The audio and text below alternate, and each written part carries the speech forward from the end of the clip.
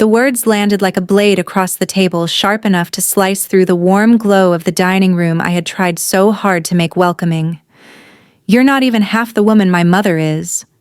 Kendra's voice was smooth but cold, her red dress catching the light like a warning flare. I froze mid-motion, the serving spoon still in my hand, the smell of vanilla pudding drifting between us. For a moment, everything around me, the crystal glasses glimmering under the chandelier, the polished silverware, the carefully set table blurred into the background. I had hoped for one peaceful evening, but silence pressed against the corners of the room like an approaching storm. My son Daniel stared at his phone, his fingers tapping nervously as if the device might protect him from the tension he had helped create. I pushed back my chair, my heart pounding but my voice steady. "Then your mother can start paying your rent." Daniel's head snapped up, his face draining of color, and the single word he shouted, "rent," broke the silence like glass shattering. In that instant, something inside me shifted. My name is Hazel Carter. I am 70 years old, a widow, a retired seamstress, and a mother who spent her life putting others first. That night, in the same small Ohio home where I had raised my son and sewn dresses for neighbors, I stopped being invisible. For decades, this house had been my anchor. Every corner carried a story, the rocking chair in the living room still heavy with memories of nights I nursed Daniel's fevers. The quilt folded on the sofa, stitched from scraps of fabric left over from customers' gowns, each square a memory of work poured from my hands. I once believed that helping my family was the same as loving them. I didn't realize that sometimes help can erase you piece by piece until you no longer recognize yourself. 6 months before that dinner, Daniel had shown up at my front door, his eyes red and his voice cracked. "Mom, I lost my job. We can't pay the rent. Please, it'll only be for a few months until I find something." A mother's heart doesn't think twice. I opened my savings account, the one I had built penny by penny through years of sewing and sacrifice, and began paying their rent, $900 each month, plus $100 for the landlord's processing fee. $1,000 drained from my account on the 5th day of every month. "Don't tell Kendra," Daniel had pleaded. "She'll feel ashamed depending on you." I believed him. I thought I was protecting her pride, when really he was protecting his own. To keep that payment steady, I cut corners everywhere. Dinner became rice and eggs night after night. I stretched my arthritis medicine until the pain kept me awake. I wore the same worn-out shoes until the sole split. And still I told myself it was worth it, because my son needed me. Meanwhile, Daniel and Kendra posted photos of weekend trips and new clothes, living a life I knew they couldn't afford. I carried their burden quietly, believing that someday they would see my sacrifice and be grateful. That evening, I wanted everything to be perfect. I cooked Daniel's favorite meal, chicken and mushroom sauce rice with vegetables, and the vanilla pudding he had loved since childhood. I set the table with my mother's crystal glasses and the silver cutlery I used only on special occasions. Kendra arrived in that red dress that probably cost more than my monthly grocery bill. She smiled, but it was the kind of smile I had learned to recognize over the years, the one she wore before delivering criticism. Daniel seemed restless from the moment he walked in, fidgeting with his phone, like it held the answers to every question he didn't want to face. As we ate, Kendra began her routine. "The food's a little cold. Don't you think it's time to update this place? My mom's house feels so modern. She knows all the latest styles." I kept my smile soft, trying to keep the peace. This house was not modern, but every corner held a memory, every item a story of my life's work.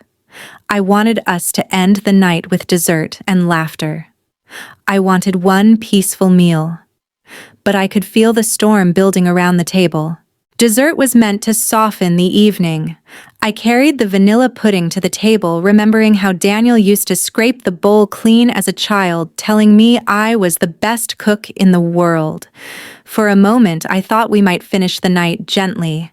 Then Kendra leaned back, her fork resting on the plate, and spoke the words that sliced the room in two. You're not even half the woman my mother is. The spoon froze in my hand. The clock ticked loudly in the kitchen, each second puncturing the silence.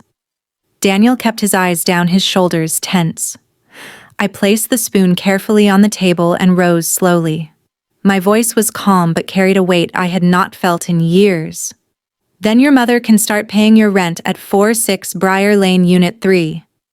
Daniel's glass tipped water spilling across the table. What rent? He stammered. The rent I've been covering since February, I said evenly. $900 each month plus the $100 fee for the landlord's deposit. $1,000 paid faithfully so the two of you could live comfortably. Kendra's smile collapsed, her painted confidence cracking into confusion. Daniel sat speechless, his jaw slack. For the first time in months, the truth was mine to hold, and I was no longer afraid to speak it. The silence after my words was heavy enough to crush the air from the room. Daniel blinked rapidly as if he could undo the truth by refusing to accept it. Finally, his voice broke through, low and unsteady. Mom, I was going to tell you. I was fired 2 weeks ago. The confession hit like a hammer. Fired. And yet he had let his wife walk into my house in a designer dress and treat me as if I were beneath her. Kendra turned to him, eyes blazing. You lost your job, and didn't tell me. Her voice rose to a sharp pitch. I spent $400 on shoes last week. I booked the spa for my birthday, and you let me do it while we're broke. Daniel ran his hands through his hair, the same nervous habit he had since childhood. I thought I could fix it before you noticed, he murmured. I didn't want to disappoint you. I stared at them both, the picture of arrogance meeting the reality of ruin. My chest ached, not from pity, but from anger so old it felt new again. Shoes and spa treatments, I said slowly, while I sold your father's wedding ring to cover your rent. The room fell silent again. This time it was not confusion that lingered. It was shame. I stood tall, feeling an unfamiliar steadiness rise within me. For years I had bent, softened, compromised, but in that moment I was done bending. Daniel. Kendra. Your lease is up in 30 days. After that, I will no longer pay a single cent for your apartment. Daniel's mouth fell open. Mom, you can't do that. We'll have nowhere to go. You should have thought of that before you lied to me, I replied. My voice was not cruel, it was clear. Kendra slammed her hand against the table. Mothers don't abandon their children. My mother would never do this to me. I looked her straight in the eyes. I am not abandoning my son. I am refusing to be used. There is a difference. Daniel's eyes welled with tears. Please, Mom. Just one more chance. I'll get a job. I'll make it right. I shook my head gently. Promises don't pay rent, Daniel. Actions do. If you want to prove yourself, start now. But I will no longer be the safety net that lets you avoid responsibility. For the first time in years, I felt the weight of their expectations sliding off my shoulders. This wasn't revenge. This was survival. This was me choosing to respect myself. When the door finally closed behind them, the house was quiet in a way I had not heard in years. No sharp words, no nervous tapping, only the hum of the refrigerator and the steady tick of the wall clock. I stood at the sink, rinsing dishes beneath warm water, watching the soap bubbles swirl and pop. My hands trembled, not from weakness, but from the release of everything I had carried alone. That night, I sat in my rocking chair, the one that had seen me through nights of fevers and storms, and listened to the creak of the wood. For the first time in months, I did not feel dread pressing on my chest. When sleep came, it was deep and uninterrupted. I dreamed of nothing and everything at once, freedom, peace, and the strange calm of knowing a line had been drawn. By morning, sunlight spilled across the dining table where the fight had taken place. It was the same room, the same furniture, the same walls, yet it felt different, lighter, as if the house itself had taken a breath. 2 days later, the phone rang just after sunset. I almost didn't answer. I had grown tired of bad news, but something in me said to pick it up. Hazel, it's Tom Carson. The name pulled me back 50 years in an instant. Tom, my college sweetheart, the boy with the crooked smile who once promised to take me to see the Pacific Ocean. We had lost touch when he moved west to chase opportunities, and I stayed behind to build a family. His voice was older now, deeper, but it carried the same warmth I remembered. He told me he had spent the last 4 decades building an engineering company in Seattle. He raised 3 children. His wife had passed 2 years ago. And recently, while going through old photographs, he had found one of me, the girl in a white dress with red flowers I had sewn myself. I wondered if you were still in Ohio, he said softly. I wanted to hear your voice again. We spoke for hours that night, sharing pieces of our lives, our losses, our small victories. Before we hung up, Tom paused. Hazel, I'd like to invite you to spend a month in Seattle. No expectations, just old friends catching up.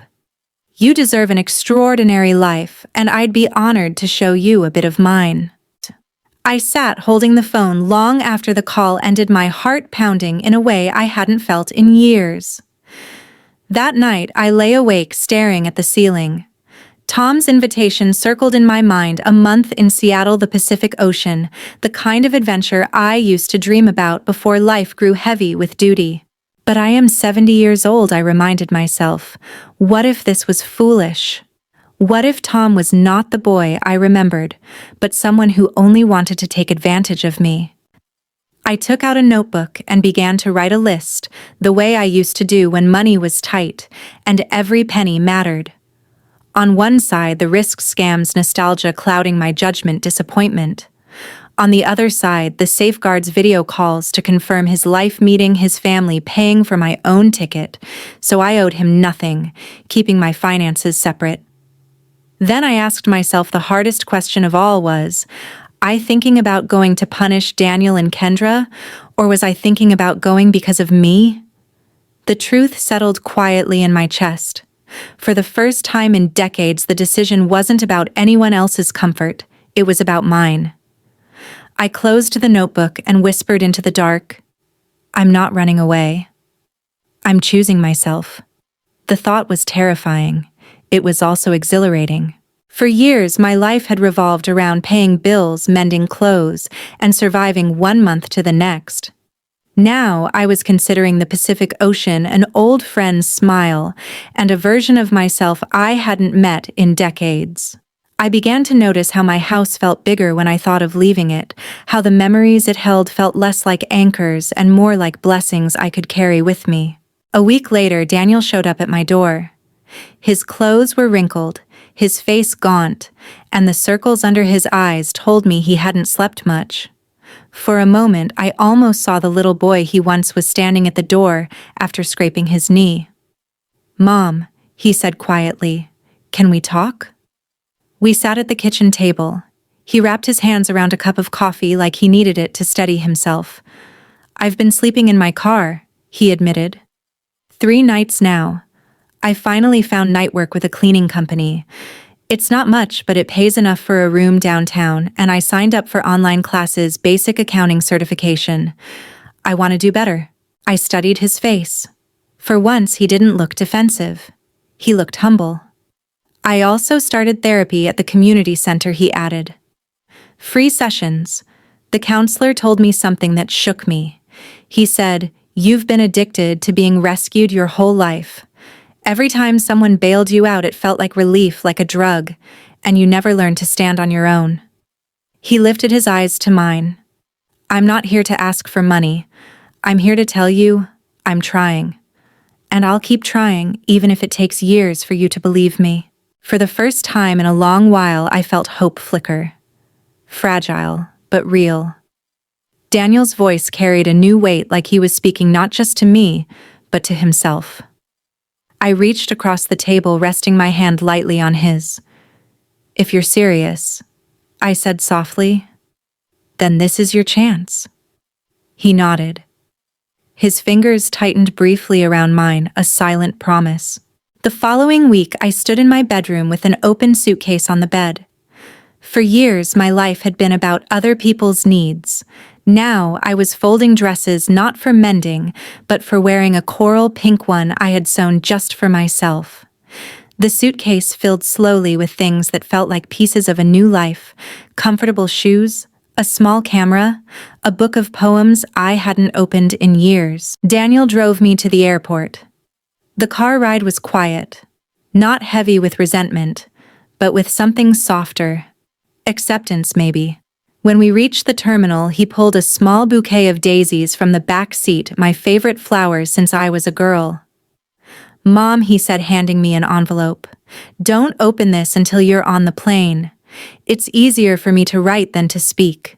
We hugged longer than we had in years. "I love you," he whispered. "I love you too, son," I said, my voice steady. Now it's time for both of us to stand on our own 2 feet. On the plane, as clouds spread out like an endless field below me, I opened his letter. In shaky handwriting, Daniel had written, "Fly high, Mom. You've earned it." I pressed the paper to my chest. For the first time in decades, I felt the sky was mine. Seattle greeted me with cool air that smelled faintly of salt and pine. At the arrival's gate, Tom stood waiting, a bouquet of yellow roses in his hands. His hair was white now, his face lined, but his smile was the same one that once made my heart race in college. "Hazel," he said, "when we embraced, you're even more beautiful than I remembered." The days that followed were unlike anything I'd lived in years. Tom drove me to the Pacific coast. I stood barefoot in the sand, watching waves crash endlessly, and whispered to myself, "I made it." At dinner on his deck with the sun sinking into the horizon, he cooked salmon and poured me wine. His children came by later in the week, greeting me with warmth I hadn't expected. His youngest daughter, Claire, hugged me tightly and said, "Dad hasn't smiled this much since Mom passed. Thank you for bringing back his light." Every evening, Tom and I talked for hours about our regrets, our victories, our silly youthful dreams. For once, I wasn't someone's mother or caretaker. I was Hazel, a woman with stories to tell, laughter to share, and a heart still open to love. 2 weeks later, Hazel sat on a weathered wooden bench overlooking the Pacific. A lighthouse blinked steadily in the distance. She had walked down to the edge of the beach by herself that morning, coffee thermos in hand, while Tom slept in. The air was crisp, and the gulls called out like they were cheering her on. For the first time in decades, she wasn't measuring her worth in sacrifices made or hours worked. She wasn't checking her phone for frantic messages. She wasn't waiting for permission to enjoy her life. She was simply present, a woman who had crossed an ocean of expectations to stand on her own shore. Her phone buzzed softly in her coat pocket. It was a text from Daniel. "Mom, I just got hired full-time at the accounting firm. They said they'll help pay for night school. Found a small apartment near work. Thank you for believing in me even when I didn't deserve it. Love you." Hazel smiled at the screen, tears blurring the words. She typed back, "Proud of you. Keep going. Love you." Tom arrived a few minutes later with 2 steaming cups of tea. "I thought you might be cold," he said, handing her one. "I know how you like it, 1 spoon of honey, no sugar." Hazel laughed softly. "You remember everything she said." They sat side by side, shoulders touching, sipping tea, while the sky turned a pale rose over the water. The waves rolled in each one, a quiet drumbeat of possibility. Hazel let herself lean into Tom's warmth, not because she needed saving, but because she had finally learned how to stand on her own and still choose companionship. Later that evening, as the sun melted into the horizon, Tom handed her a small envelope. Inside was a single photograph printed from an old negative, the 2 of them at 22, sitting on a campus bench, eyes bright with plans. On the back he had written in neat block letters, "Not too late to dream again." Hazel placed the photograph on the table between them. "No," she said softly, watching the orange light dance across the waves. "It's not too late at all." She realized then that the story she had been living wasn't about running away from her old life or punishing her children. It was about reclaiming the parts of herself she'd put away for decades. It was about showing Daniel and herself that change was possible at any age. When Tom reached for her hand, she didn't hesitate. The breeze carried the scent of salt and pine and something like freedom. Hazel squeezed his fingers and whispered to the sea, "I'm still here. And I'm ready." For the first time in a long time, she felt whole.